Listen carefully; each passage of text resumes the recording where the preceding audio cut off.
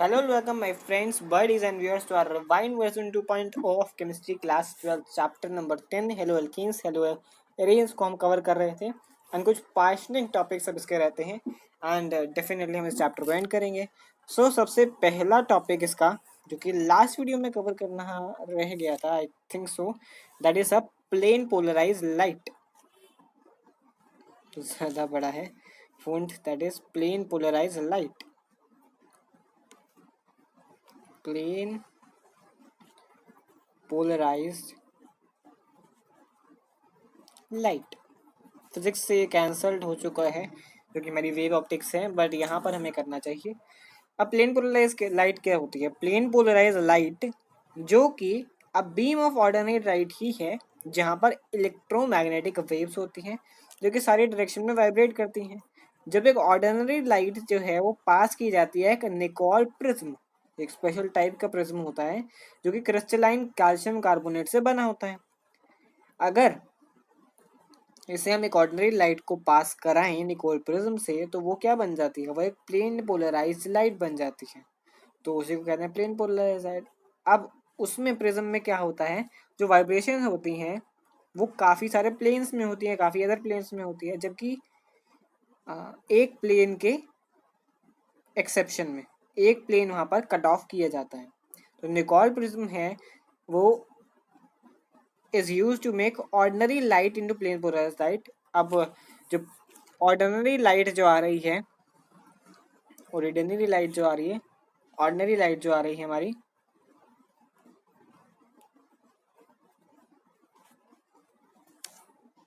Ordinary light जो आ रही है हमारी, उसको हम प्लेन पोलराइज्ड लाइट में करते हैं transfer. Ordinary light to plane polarised light to PPL, plane polarised light में कन्वर्ट करते हैं, उसको हम कहते हैं पोलराइजर। पोलराइजर कहते हैं उसको। नॉर्मल लाइट काफ़ी उसमें जाती है, काफ़ी अदर प्लेन्स में जाती है, जबकि पोलराइजर के बाद वो सिर्फ एक ही प्लेन में जाती है, कट ऑफ कर देती है बाकी प्लेन्स को।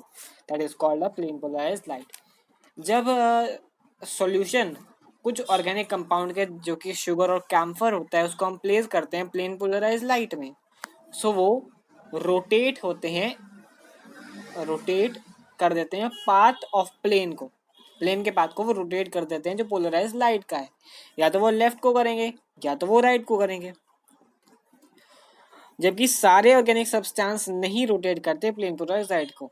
जो सब्सटेंस है जो रोटेट करते हैं प्लेन पोलराइज्ड लाइट को, they are called optically active substance, उनको हम कहते हैं ऑप्टिकली एक्टिव सब्सटेंस। और जो नहीं करते हैं, जो करने वाले हैं, वो हमारे पास है lactic acid, tartaric acid, glucose and fructose, ये करने वाले हैं। जो नहीं करते हैं हमारे पास उनको कहते हैं ऑप्टिकली इनएक्टिव सब्सटेंस। और इसी प्रॉपर्टी को जिसमें ये रोटेट होती है प्लेन पोलराइज्ड लाइट, उसको कहते हैं ऑप्टिकल एक्टिविटी, ऑप्टिकल एक्टिविटी। और जो हमारे पास इंस्ट्रूमेंट है जिससे हम प्लेन पोलराइज्ड लाइट को टर्न करते हैं, that is a polarimeter, polarizer या पोलारीमीटर, तो कहते हैं पोलारीमीटर। तो पोलारीमीटर में दो लाइट सोर्सेस होते हैं, दो निकोल प्रिज्म होते हैं और एक सैंपल होता है, सैंपल ट्यूब होती है जिससे हम सब्सटेंस को होल्ड करते हैं। जो प्रिज्म है वो प्लेस किया जाता है near the source of light, is called polarizer, जबकि अदर को हम कहते हैं, अदर मटेरियल को हम कहते हैं एनालाइजर। ठीक है। अब यहाँ पर जो सब्सटेंस है अगर वो इफेक्ट नहीं करती है प्लेन पोलराइज्ड लाइट को तो है ऑप्टिकली इनएक्टिव। अगर सब्सटेंस रोटेट करती है प्लेन पोलराइज्ड लाइट को तो कहते हैं ऑप्टिकली एक्टिव। अगर सब्सटेंस जो है वो रोटेट होती है प्लेन पोलराइज्ड लाइट में, plane polarised light towards the right, अगर राइट में होती है तो वो है डेक्स्ट्रो रोटेटरी। लैटिन में डेक्स्टर का मतलब राइट है तो दैट इज डेक्स्ट्रो रोटेटरी। वो डेजिग्नेट अगर करना है हमें तो हम उसको एज अ डी दिस और साइन पॉजिटिव लगा देते हैं उसके आगे। ठीक है। अगर सब्सटेंस जो है वो रोटेट करता है प्लेन पोलराइज्ड लाइट को towards the left, that is called laevo rotatory. Latin में लैवियस का मतलब है left, that is laevo rotatory. Again हम साइन माइनस से इसको रिप्रेजेंट करते हैं, एल से and L minus is the laevo rotatory. ठीक है, कॉमनली जो डेक्स्ट्रो और लेवे रोटेटरी रोटेशंस हैं उनको हम एल्जेब्रिक साइंस के साथ रिप्रेजेंट करते हैं इंस्टेड ऑफ DNL। जो कुछ पॉजिटिव और नेगेटिव आइसोमर्स है अगर कंपाउंड के, वो ऑप्टिकल आइसोमर्स है, और जो फिनोमिना इसमें यूज होता है वो है ऑप्टिकल आइसोमेरिज्म। ये हमारे कोर्स में नहीं है, डेफिनेटली एक सब्सटेंस एक डेफिनेशन ही करने के लिए है हमारे पास। अब आती है स्पेसिफिक रोटेशन। अगर ऑप्टिकल रोटेशन डाटा को हमने एक मीनिंगफुल वे में करना है, एक्सप्रेस करना है, तो हमें एक कंपैरिजन चाहिए, एक फिक्स स्टैंडर्ड कंडीशन चाहिए, और ऑप्टिकल रोटेशन तब ऑब्जर्व होगी तब हम कहेंगे स्पेसिफिक ये रोटेशन है। अगर हम एक सब्सटेंस भी लेते हैं तो एक स्पेसिफिक उसके लिए लेते हैं, एक स्पेसिफिक चीज़ उसके लिए लेते हैं। अगर उसको हम मेजर कर रहे हैं तो एक स्पेसिफाइड हम रूलर लेंगे, उससे ही मेजर करेंगे। तो एक स्पेसिफिक पहले हमने मार्क कर दी कि इस एंटिटी से इस एंटिटी तक हमारे पास ये लेंथ L होगी, तो हमें ये पहले चाहिए, एक स्पेसिफिक चाहिए। और अगर ये हमने पहले मार्क कर दी तो जब ये रोटेशन होगी तो हम देख लेंगे ये कितनी रोटेट हो रही है। सो that is called specific rotation. माप लिया हमने पहले, ठीक है। और स्पेसिफिक रोटेशन को हम कैसे डिफाइन करते हैं, तो ये डिफाइन किसी ऐसे होती है, यानी कि जो number of degree of rotation observed bye 1 degree of sample in 1 ml of solution. यानी कि नंबर ऑफ डिग्रीज, मतलब जितना डिग्री रोटेट हुआ है 1 ग्राम का सैंपल 1 ml के सॉल्यूशन में, 1 ml के सॉल्यूशन में, अगर वो सॉल्यूशन ट्यूब में है विद द पाथ लेंथ, जो पाथ लेंथ उसकी है 1 डेसीमीटर, पाथ लेंथ उसकी 1 डेसीमीटर होगी, and using D light, D light की एक स्पेसिफिक वेवलेंथ भी होती है, दैट इज 589.3 नैनोमीटर, इसकी स्पेसिफिक वेवलेंथ होती है। At a specified temperature, temperature भी इसके लिए एक स्पेसिफाइड होता है, ठीक है। तो ये हमारी हुई स्पेसिफिक रोटेशन, ठीक है। टेम्परेचर हमारे लिए almost room temperature, that is 25 degree to 27 degrees. अब इसके बाद आती है मॉलिकुलर एसिमिलरिटी और कायरिटी ऑफ ऑब्जेक्ट। कायरिटी जो लुईस पास्टर ने 1848 में ऑब्जर्व की थी, दैट क्रिस्टल्स कुछ सर्टेन सब्सटेंस के, जैसे कि सोडियम अमोनियम टाइट्रेट है, वो 2 फॉर्म्स में एग्जिस्ट करते हैं, जो कि एक दूसरे के मिरर इमेज हैं। तो जो ऑब्जर्वेशन है ये मॉडर्न स्टीरियोकेमिस्ट्री के लिए फाउंडेड हुई। तो जो डेमोन्स्ट्रेशन है वो एक्वस सॉल्यूशन ऑफ दोनों टाइप के क्रिस्टल लिए वो ऑप्टिकल रोटेशन शो करते हैं। इक्वल है मैग्नेटिक में क्योंकि सॉल्यूशन सेम कंसंट्रेशन है, बट वो अपोजिट डायरेक्शन में जा रहे हैं। अब इसका कारण क्या था? Difference in optical activity to the 3 dimensional arrangement of atom is called configuration of 2 types. ठीक है, जो सब्सटेंस है जो सुपर इम्पोजिबल नहीं है, यानी कि मिरर इमेज इसकी उल्टी बन रही है, मिरर इमेज तो है लेकिन मिरर इमेज सुपर इम्पोजिबल नहीं है, तो वो होती है कायरल। यानी कि अगर हम देख लें नॉन सिमेट्रिकल को हम कहते हैं कायरल, नॉन सिमेट्रिकल। अगर यही सिमेट्रिकल है तो that is called chiral. Non symmetrical chiral और सिमेट्रिकल है ए कायरल। सो देयरफॉर जो हैंड्स हैं वो कायरल है, यानी कि नॉन सुपर इम्पोसिबल है। कायरल क्योंकि ग्रीक से आया है तो कायर मीन्स हैंड ही होता है, इसी वजह से कायरिटी जो है कुछ सब्सटेंस की राइट हैंड और लेफ्ट हैंड सुपर इम्पोसिबल नहीं है, right hand and left hand super impossible नहीं है। अगर हम एक को सिचुएशन में रखें तो सुपर इम्पोसिबल नहीं है, ठीक है। सो जर्नेस property of hardness is called chirality. जो कि सुपर इम्पोसिबल अगर नहीं होते तो वो ए कायरल, सुपर इम्पोसिबल होते हैं तो वो है achiral. Achiral superimposable, chiral non superimposable, ठीक है। जो मॉलिक्यूल्स हैं which are non superimposable on their mirror image is called chiral. The property of non superimposability of a structure of mirror image is called chirality. तो ये chiral का property हो जाती है हमारे पास। तो डेफिनेटली इसको ज़्यादा नहीं करना चाहिए हमें। The carbon which is bonded to 4 different atoms और group of atom is called chiral और एसिमेट्रिक विदाउट सिमेट्री, क्योंकि कार्बन अगर 4 सब्सटेंस से और जुड़ा है, 4 एटम से और जुड़ा है, तो वो कायरल नहीं हो सकता। क्योंकि सिमेट्री भी हम तभी देखते हैं ना, क्योंकि सिमेट्री हम एक वर्ड की देखें तो हम उसको आधा यहाँ से करके देखते हैं, ठीक है। तो एक लाइन ऑफ सिमेट्री है ना, क्योंकि अगर हम ऐसे करेंगे तो ये सिमेट्री नहीं होगी। यहाँ पर अगर सिमेट्री करेंगे तो ये जो सब्सटेंस है वो 2 इक्वल पार्ट्स में जाएगा, जबकि अगर हम इसको इस हॉरिजॉन्टल में करते हैं तो आधा ये ऊपर ऐसे जाएगा जबकि आधा नीचे ये ऐसे जाएगा, तो दैट इज नॉन असिमिलरिटी। एक लाइन ऑफ सिमेट्री है, that is called achiral. Symmetry और प्लेन ऑफ सिमेट्री हम कर चुके हैं, जो मॉलिक्यूल्स प्लेन ऑफ सिमेट्री हैं। अगर इमेजिनरी प्लेन हम पास कर दें मॉलिक्यूल्स का, जो कि बाइसेक्ट करते हैं मॉलिक्यूल्स को 2 हाफ्स में, और दोनों हाफ एक दूसरे के मिरर इमेज होनी चाहिए, that is called plane of symmetry. ठीक है, तो कायरिटी हमारे पास हो चुका है। इसके बाद आते हैं एनेंशियोमर्स। एनेंशियोमर्स हमारे पास क्या होते हैं? एनेंशियोमर्स जो कि नॉन सुपर इम्पोजिबल इमेज होती है हमारे पास। नॉन सुपर इम्पोजिबल इमेज जो होती है वो एनेंशियोमर्स है। एक फैक्ट है, ब्यूटेन टू ऑल मॉलिक्यूल ले लें और उसकी मिरर इमेज ले लें, वो सुपर इम्पोजिबल नहीं होंगे, वो 2 डिफरेंट मॉलिक्यूल्स बनाएंगे। यानी कि अगर ब्यूटेन टू ऑल का मतलब यहाँ पर सी सी सी सी, ब्यूटेन टू ऑल, 2 पर ऑल लगा है, यानी कि 2 पर ऑल लगा है। ये 2 हमारे पास ये है, 2 पर ऑल लगा है, लेफ्ट से काउंटिंग शुरू कर रहे हैं तो 2 पर ऑल लगा है, यानी कि अल्कोहलिक ग्रुप लगा है। अगर इसको हम प्लेन ऑफ सिमेट्री से बांटना चाहें तो हमारे पास एक जगह नहीं आएगा, कुछ भी नहीं आएगा। एक जो सिमेट्री है वो नहीं आएगी, नॉन सुपर इम्पोजिबल इमेज बनेंगे, that is called enantiomers. Non super imposable enantiomers, और ये कायरल होंगे। तो जो ब्यूटेन टू गॉल की एनेंशियोमर्स है मस्ट बी मिरर इमेज, तो नॉन सुपर इम्पोजिबल बनी है। इसके बाद हमारे पास आती है रेसिमिक मिक्सचर एंड रेसिमाइजेशन। तो जो इक्विमोलर मिक्सचर होते हैं एनेंशियोमर्स के, डेक्स्ट्रो और लेगियो फॉर्म्स दोनों हम ले रहे हैं, उसको हम कहेंगे racemic mixture. Equimolar mixture enantiomers के ले रहे हैं जो नॉन सुपर इम्पोसिबल है। एनेंशियोमर्स के equimolar non super impossible equimolar mixture dextro और लेगियो फॉर्म्स दोनों हो सकती हैं, तो उसको हम कहेंगे रेसिमिक मिक्सचर।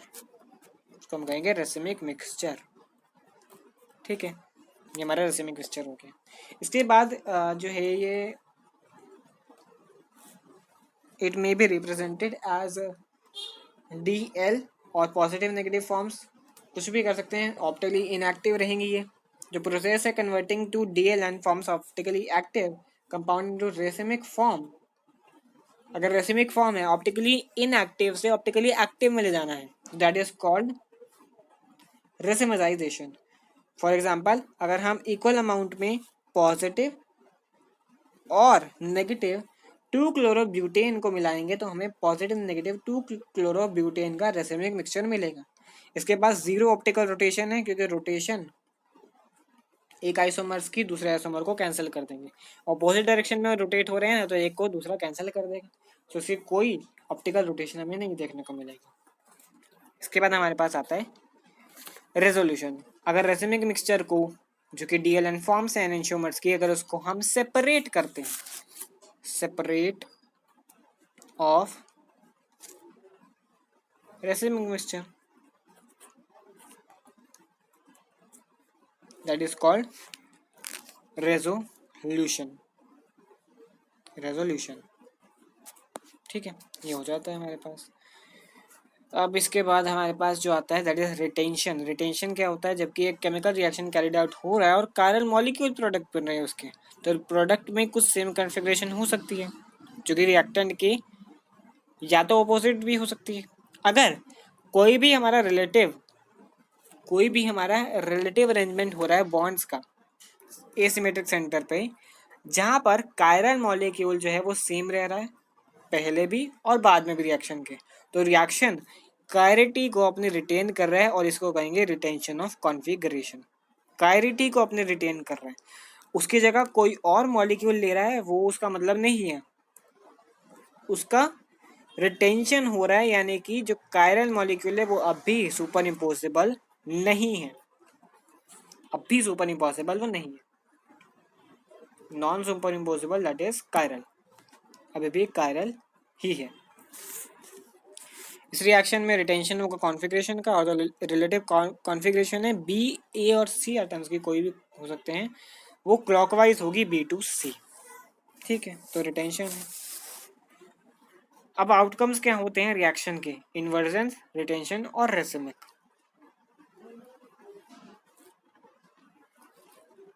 तो ये हमारे केमिकल रिएक्शन निकलते हैं, इन्वर्जन, रिटेंशन और रेसिमाइजेशन हमने कवर कर लिया है।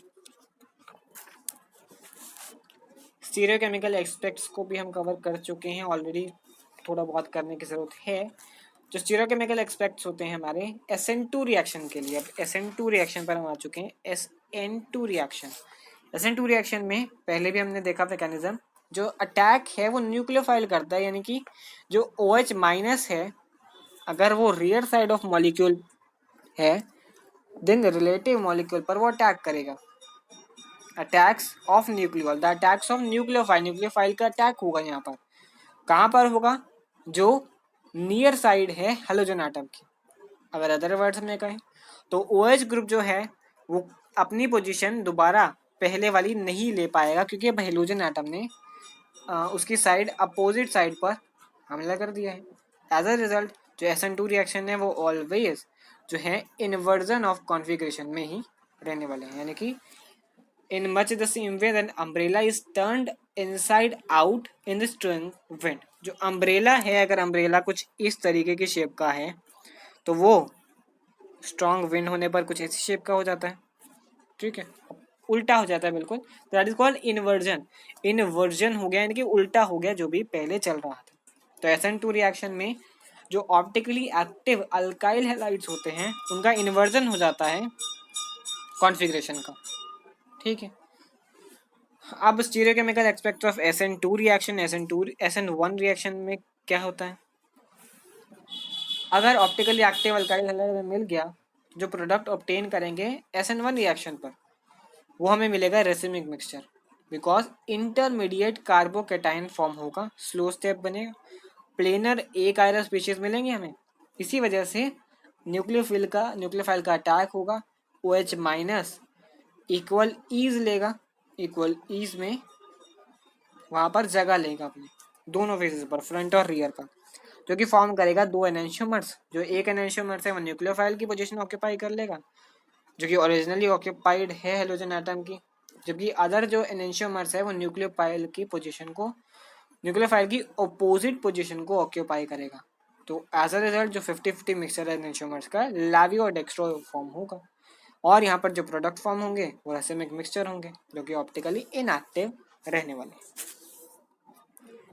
इसके बाद हमारे पास एलिमिनेशन रिएक्शन है, जो अल्कीन्स, जब हेलो एल्कीन्स जहाँ पर बीटा हाइड्रोजन होता है उसको हम बॉयल करते हैं अल्कोहलिक सॉल्यूशन में, यानी कि अगर हम KOH डाल दें C2H5Br में तो देन हमारे पास ब्रोमोइथेन का ब्रोमोइथीन मिल जाएगा, साथ में KBr और वाटर मिल जाएगा। That is called elimination reaction, beta elimination reaction, क्योंकि जो हाइड्रोजन एटम प्रेजेंट है बीटा पोजीशन पर हेलो एल्केन की, वो नेक्स्ट एटम है जो कि हेलोजन को कैरी कर रहा है। हेलोजन के साथ जो लगा है कार्बन, हेलोजन के साथ जो कार्बन लगा है यहाँ पर Br है, तो यहाँ पर जो नेक्स्ट कार्बन होगा दैट इज बीटा कार्बन। ये पहला कार्बन है, ये अल्फा कार्बन है, दूसरा carbon beta carbon, so that is called, अगर हीट भी करते हैं तो उसके बाद हमें डिहाइड्रोहेलोजिनेशन रिएक्शन मिलने वाले हैं। हमारे पास हो जाते हैं बीटा कार्बन हो जाते हैं। इसके बाद हमारे पास जो आता है एलिमिनेशन रिएक्शन ही है, वहाँ पर डिहाइड्रोहेलोजिनेशन होता है, यानी कि हाइड्रोजन भी निकलेगा और हेलोजिनेशन भी होगा, इनकी हेलोजन भी निकलेगा और हाइड्रोजन भी निकलने वाला है। सो यहाँ पर रिएक्टिविटी एलिमिनेशन रिएक्शन की अगर ईज है डिहाइड्रोजनेशन के तो टर्शरी पहले आएगा सबसे ज़्यादा, सेकेंडरी उसके बाद और फिर प्राइमरी उसके बाद। यानी कि एलिमिनेशन जो रिएक्टिविटी है हेलो एल्केन्स की टुवर्ड एलिमिनेशन रिएक्शन वो कैसे होगी, वो जब अच्छी होगी जब टर्शरी लगा होगा। टर्शरी यानी कि तीन तीन अल्काइल तीन तीन हमारे पास आर लगे होंगे उसके साथ। ठीक है, ये हमारे पास होने वाला है। इसके बाद हमारे पास जो चीज़ आने वाली है that is reaction towards the metal, reaction with active metals. Active metals के साथ करेंगे in the presence of dry ether, तो वो अल्काइल बनाने वाली है, alkyl magnesium halide Grignard's reagent बनाने वाली है। Formation of Grignard's reagent, Grignard's reagent क्या होता है basically, Grignard's reagent is R the alkyl magnesium and that is halogen, X halogen है हमारे पास, that is Grignard's reagent. Grignard's reagent का आगे रिएक्शन हमें यूज होगा। बाकी चीज़ हमारे पास इसमें और कुछ जानने की नहीं है। बाकी हमारे पास जो है केमिकल प्रॉपर्टीज आएंगी हेलो एल्केन्स हेलो एरेन्स के इस बार। अब रेजोनेंस इफेक्ट आएगा। रेजोनेंस इफेक्ट हमने ऑलरेडी करा हुआ है कि जो हमारे पास जो यहाँ पर है क्लोरोबेंजीन है तो ये इलेक्ट्रॉन रिच है, यानी कि ये इलेक्ट्रॉन डोनेट करेगा रिंग को।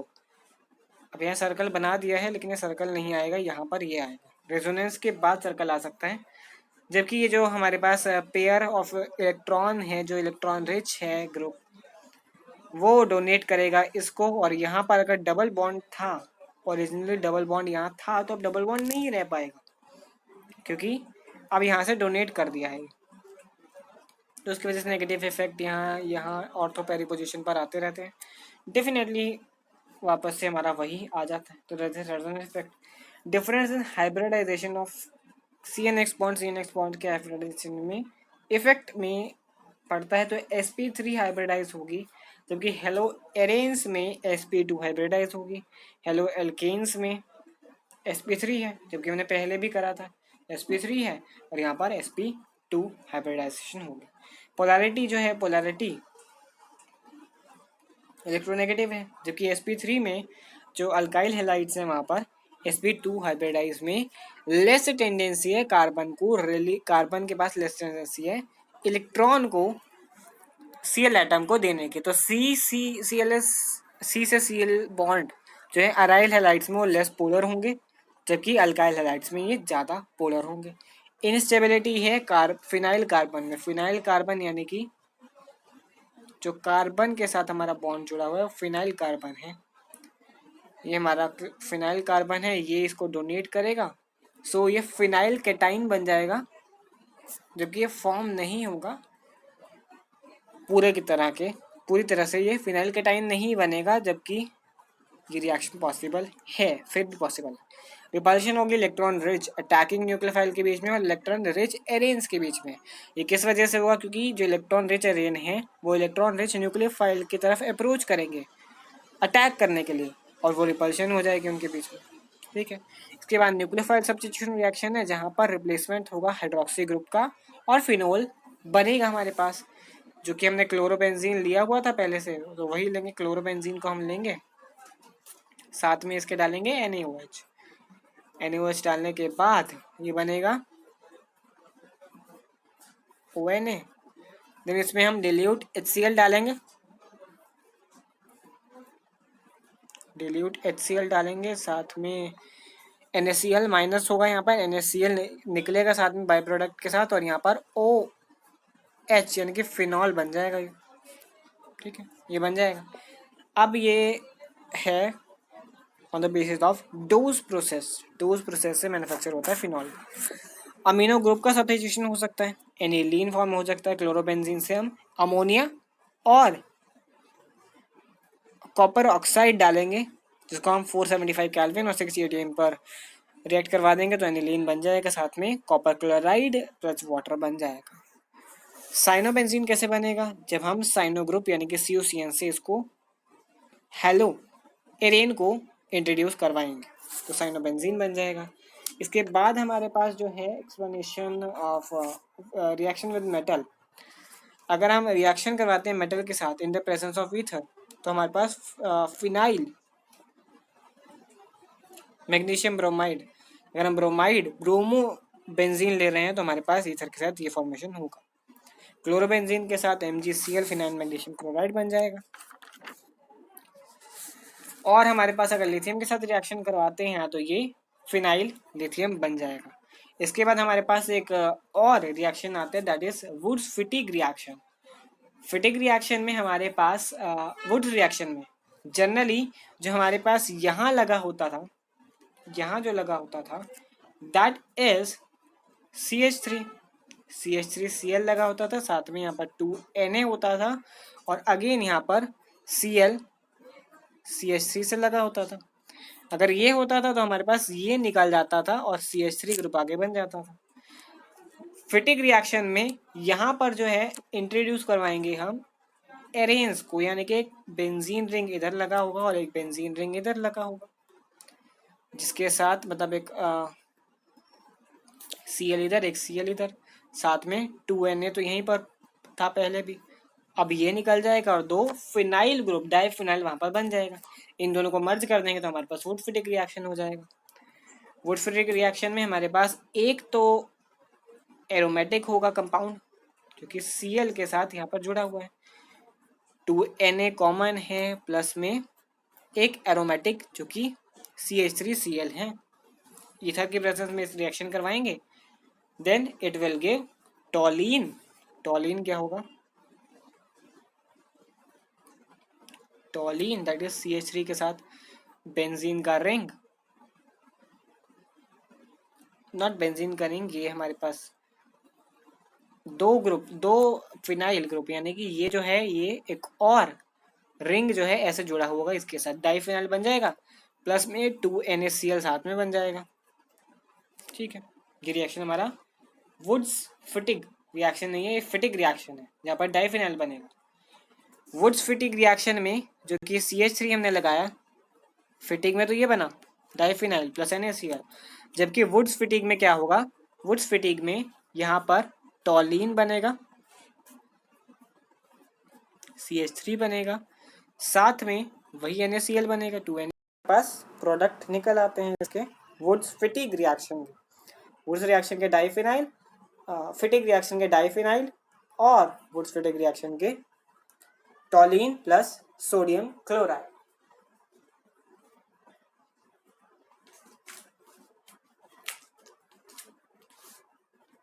इसके बाद हमारा रिडक्शन रिएक्शन आता है। रिडक्शन रिएक्शन में LiAlH4 यानी कि जो हमारे पास रिडक्शन प्रोडक्ट है that is Li lithium aluminium NH4, ये हमारा रिडक्शन प्रोडक्ट है। इससे रिडक्शन हो पाती है। क्लोरोबेंजीन को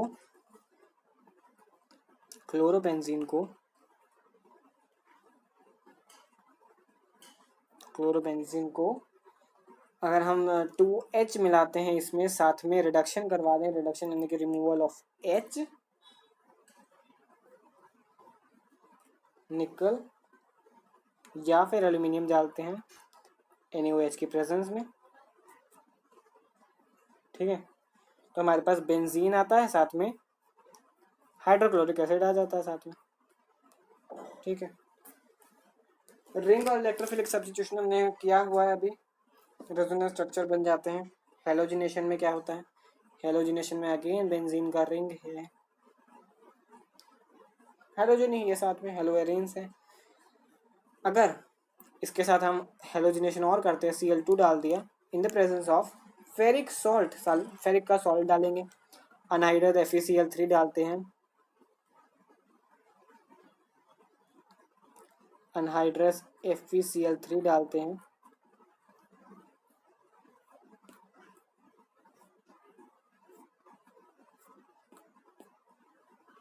अनहाइड्रस FeCl3 अगर डालते हैं, अनहाइड्रस FeCl3 अगर डालते हैं तो हमारे पास क्या बनने वाला है प्रोडक्ट, उसको देख लेते हैं।